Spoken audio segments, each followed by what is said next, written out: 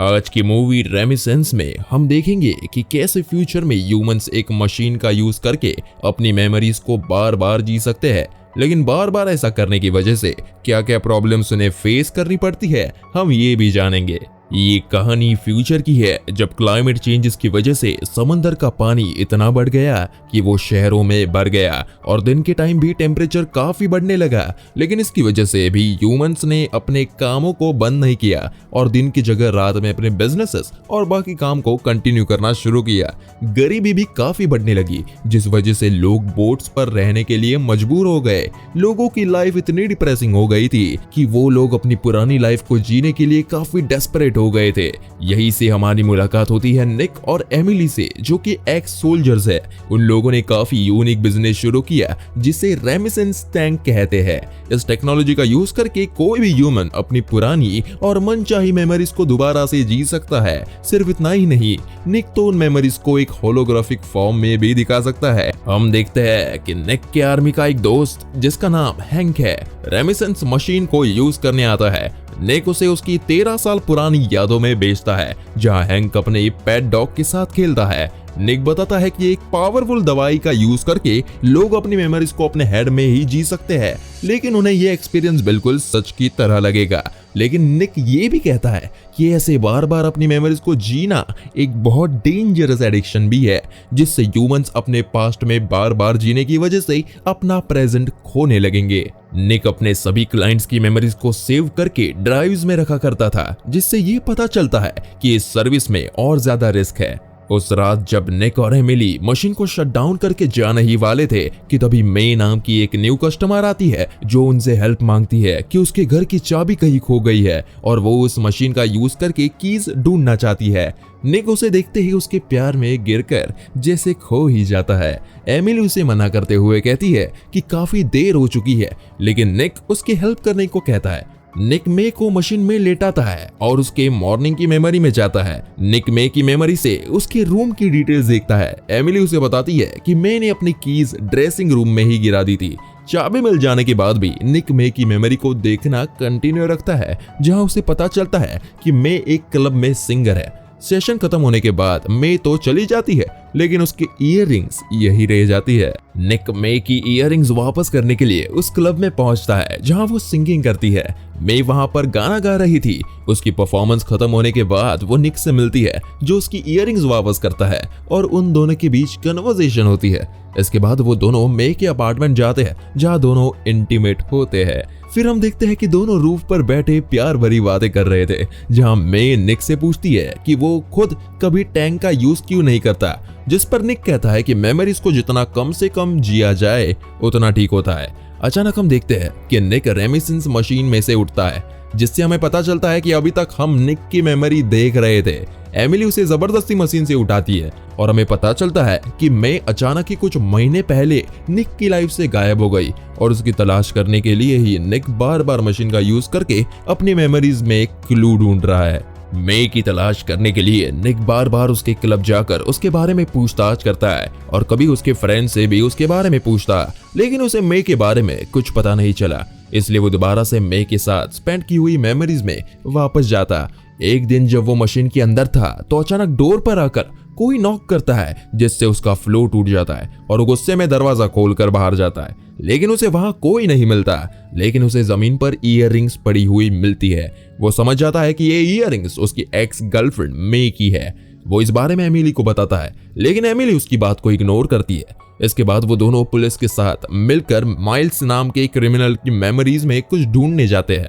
निक और पुलिस को माइल्स की मेमोरी में उसका बॉस जॉय दिखता है, जो कि साइरस बूथ नाम के करप्ट पुलिस वाले के साथ मिलकर काम कर रहा था। वो सभी लोग एक क्लब में थे और चौंकाने वाली बात ये थी कि वही मे भी गाना गा रही थी। निक ये देखकर हैरान हो जाता है, वो नशे में लग रही थी। मेमोरी को और डीप देखने पर निक को पता चलता है कि मे ने जॉय से नारकोटिक्स का बैग चुराया और वहां से भाग गई। निक वहां से न्यू ऑर्लियंस नाम की जगह पर चला जाता है, जहां वो एक नकली नाम से जॉय के क्लब में एंट्री ले लेता है। वो जॉय से बात करता है, लेकिन जॉय उसका झूठ पकड़ लेता है और अपने आदमियों को उसे मारने का ऑर्डर देता है। निक फाइनली कन्फेस करता है कि वो मे को ढूंढने के लिए यहाँ पर आया है। जोय उसे बताता है कि जब से मे ने उसके नारकोटिक चुराया है तब से उसे नहीं पता कि वो कहाँ है। वो निक को डुबा करके मारने का ऑर्डर देता है। निक को एक्वेरियम में डुबाया जाने लगता है, लेकिन तभी एमिली वहां पर पहुंचती है और उन्हें शूट करने लगती है। वो ऑलमोस्ट सभी को मार गिराती है और फाइनली जोय को भी शूट करके मार देती है और निक को बचा लेती है। इसके बाद दोनों मियामी पहुंचते हैं, जहां निक एमिली से कहता है कि उसे कुछ भी समझ नहीं आ रहा कि आखिर हुआ क्या है। उसे लगता है कि मे उससे प्यार नहीं करती थी और सिर्फ उसके पास कुछ चुराने के लिए उसने उससे प्यार का झूठा नाटक किया। एमिली उसे कहती है कि वो बिना बात ही मे के बारे में सोचकर परेशान हो रहा है और उसे मे को भूल जाना चाहिए, लेकिन निक उसे याद दिलाता है कि वो भी एक बार एमिली से मिली थी। निक उसे रेमिनिसेंस टैंक में जाने के लिए कहता है, जिससे उसे कुछ क्लू मिल पाए। एमिली की मेमोरी में हम देखते हैं कि मे के गायब हो जाने से पहले वो एमिली से मिलने के लिए आई थी, जहां वो अपने साथ एक वाइन की बोतल भी लाई थी। उन दोनों के बीच काफी देर तक बातें हुई, जिसमें उन दोनों ने एक दूसरे के रिलेशन और फैमिली के बारे में भी बात करी। मे कन्फेस भी करती है कि उसे नार्कोटिक्स की लत लग चुकी है। जब एमिली वॉशरूम जाती है तो मे चोरी छुपे मेमोरी वॉल्ट में जाती है कि और किसी की मेमोरी चिप चुरा लेती है। इधर प्रेजेंट टाइम में हम देखते हैं कि एमिली जैसे ही टैंक से बाहर आती है, वो अपने आप को डिफेंड करने की कोशिश करती है कि उसने निक को कभी मे के नार्कोटिक एडिक्शन की बात को छुपा कर क्यों रखा। निक इस बात को इग्नोर करता हुआ मेमोरी वॉल्ट की तरफ जाता है। निक को पता चलता है कि मे ने एल्सा नाम की लड़की की मेमोरी चिप चुराई है। एल्सा उनकी एक रेगुलर क्लाइंट जो खुद भी काफी हफ्तों से लापता है। अगले दिन निक एल्सा की तलाश में निकल पड़ता है, क्योंकि उसे लगता है कि अगर उसने एल्सा का पता लगा लिया तो उसे मे के बारे में भी पता चल जाएगा। लेकिन उसे पता चलता है कि एल्सा की तो मौत हो चुकी है, और उसे ये भी पता चलता है कि एल्सा के बेटे फ्रेडी को भी एक लाल बालों वाली लड़की ने किडनैप कर लिया है। इस लड़की की अपीयरेंस मे से मिलती है। निक ये सुनकर शॉक हो जाता है और सोचने लगता है कि मे एक क्रिमिनल है। इसके बाद भी वो अपनी तलाश जारी रखता है, लेकिन जब वो मे को ढूंढते हुए एक पुराने घर पर पहुंचता है तो एक आदमी उसे मारता है और उससे कहता है कि अगर वो मे को नहीं भूला तो उसे जान से मार देगा। निक अपने ऑफिस पहुंचकर अपनी मेमोरी में जाकर इस आदमी के बारे में पता लगाता है। गौर से देखने पर उसे पता चलता है कि ये आदमी और कोई नहीं बल्कि वही करप्ट ऑफिसर साइरस है जो जॉय के लिए काम किया करता था। उसके बारे में पता लगाने के लिए निक और एमिली पुलिस स्टेशन जाते हैं, लेकिन लोगों के क्राउड की वजह से वो रास्ते में ही रुक जाते हैं। निक को पता चलता है कि साइलवन नाम के अमीर बिजनेसमैन की डेथ हो चुकी है। अब उसकी विडो वाइफ तमारा और उसके बेटे सेबेस्टियन को बाहर ले जाया जा रहा था। निक तमारा को देखकर पहचान जाता है कि ये तो उसकी पुरानी क्लाइंट है जो खुद भी कभी रेमिसेंस टैंक को यूज करने आती थी। वो वापस अपने ऑफिस जाकर तमारा की मेमोरी प्ले करता है, जहां वो देखता है कि वो अपने हस्बैंड साइलवान के साथ डांस कर रही थी। वो इसी के साथ एल्सा की मेमोरी भी प्ले करता है, जिसमें वो देखता है कि एल्सा अपने रिच बॉयफ्रेंड के साथ टाइम स्पेंड कर रही थी। निक दोनों क्लिप्स को ठीक से ऑब्जर्व करता है और उसे उस आदमी की आवाज सुनकर पता चलता है कि ये आदमी और कोई नहीं बल्कि तमारा का हस्बैंड है, जिसका अफेयर एल्सा के साथ चल रहा था। इसका मतलब है कि फ्रेडी जिसे मे ने किडनैप किया वो एल्सा और सलवान का नाजायज बेटा है। निक समझ जाता है कि सलवान के रियल बेटे सेबेस्टियन ने साइरस को हायर किया, जिससे वो एल्सा और उसके बेटे फ्रेडी को जान से मार सके ताकि उसे अपने फादर की सारी प्रॉपर्टी मिल जाए। इस सब के बाद निक एक गन लेकर अपने ऑफिस से निकल जाता है। अगले सीन में हम देखते हैं कि निक गुस्से में तमारा के घर पर पहुंचता है। वहां पर निक को एक डांसर समझ लिया जाता है और तमारा उसके साथ डांस करने लगती है। निक मौके का फायदा उठाकर उससे मे और एल्सा के बारे में पूछने लगता है। यहाँ हमें पता चलता है कि डिप्रेशन की वजह से तमारा ने अपनी मेमोरी खो दी थी और वो उसे बताती है कि मे और साइरस एक साथ काम कर रहे थे।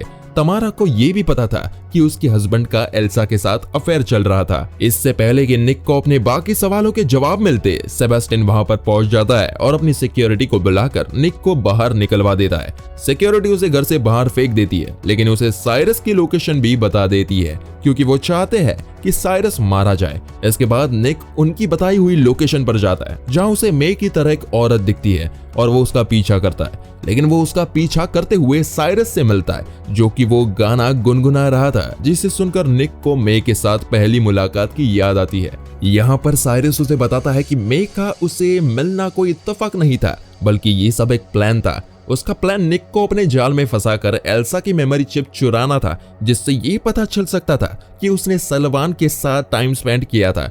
ये सब देखकर साइरस वहां से भाग जाता है और निक उसका पीछा करता है। उन दोनों के बीच काफी देर तक लड़ाई चलती है। वो दोनों पानी के नीचे भी लड़ते हैं, लेकिन आखिर में निक साइरस पर हावी हो जाता है और उसे अपने ऑफिस ले जाकर रेमिसेंस टैंक में डाल देता है। साइरस की मेमोरीज देखकर निक को पता चलता है कि निक और मे का रिलेशन सिर्फ एक झूठ पर बना था। वो साइरस के लिए काम करती थी और उसके प्लान को अंजाम देने के लिए उसने निक के साथ प्यार का नाटक किया। ये सब देखकर निक काफी टूट जाता है। उसे लगा था कि मे उसकी सोलमेट है, लेकिन उसकी दूसरी मेमोरी में निक देखता है कि साइरस ने ही एल्सा को मारा था। मे ने उसे एल्सा को मारते हुए देख लिया था, इसलिए वो फ्रेडी को बचाने के लिए उसे वहां से लेकर किसी अननोन लोकेशन पर चली गई। जब निक साइरस से उसकी मे के साथ लास्ट मेमोरी के बारे में पूछता है तो निक देखता है कि मे निक से मिलने के लिए उसके ऑफिस के बाहर आई थी और उसने डोर पर नॉक भी किया था, लेकिन साइरस उसे वहां से लेकर चला गया था। निक उसका पता लगा ले, इसलिए उसने अपनी इयररिंग्स भी वहां पर फेंक दी थी। निक ये देखकर और टूट जाता है कि मे ने उससे मिलने की कोशिश भी की थी। इसका मतलब है कि मे उससे प्यार करती है।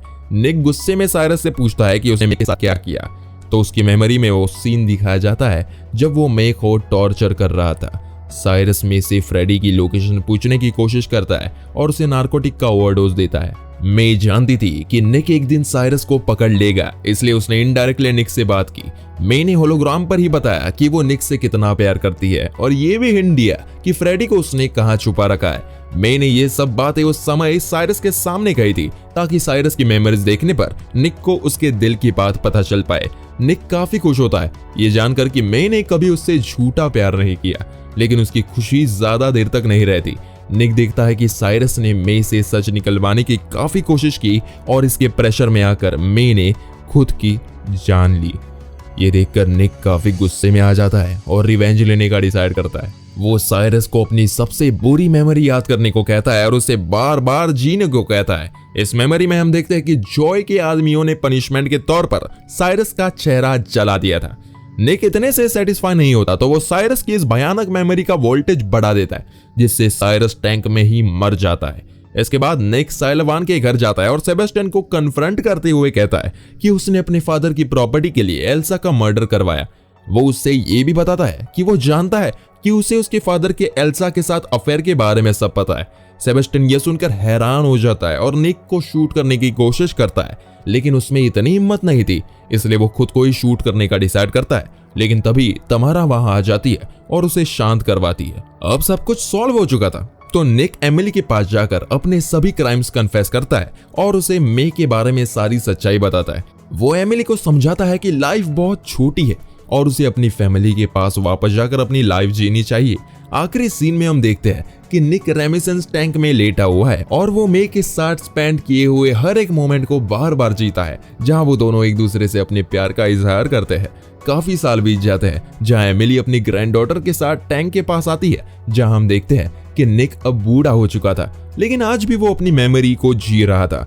एमिली उसके लिए फ्लावर्स लेकर आती है। एंडिंग में हमें ये मूवी एक मैसेज देता है कि पास्ट को बार बार जीना डेंजरस हो सकता है, इससे बेहतर है कि हम प्रेजेंट को जिए और आगे बढ़ते रहे। और इसी के साथ ये मूवी यही खत्म होती है। अगर आपको ये मूवी पसंद आई हो तो वीडियो को एक लाइक जरूर करें।